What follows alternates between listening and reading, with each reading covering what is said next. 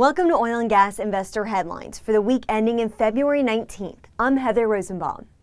Before we get started, I want to take a moment to thank our sponsor, Navport.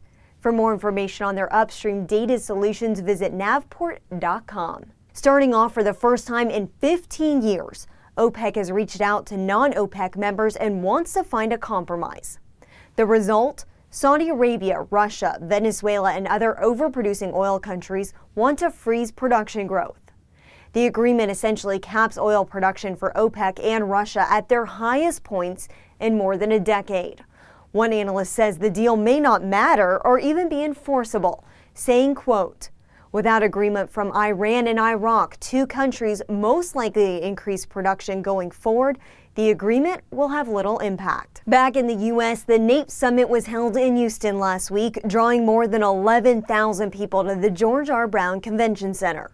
Among the many speakers, we heard from EOG Resources Chairman and CEO William R. Thomas.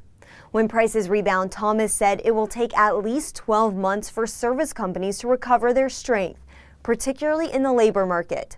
Thomas also said horizontal well efficiencies are no longer the main driver for production growth.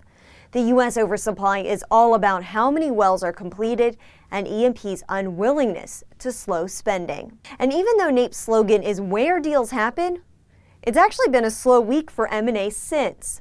But it seems buyers, particularly those backed by private equity, are open to acquiring natural gas assets.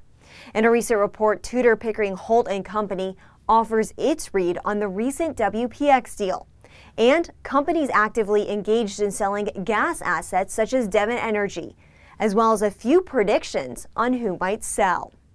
Thanks for watching this week's Oil and Gas Investor Headlines. For more on these stories and others, head on over to oilandgasinvestor.com.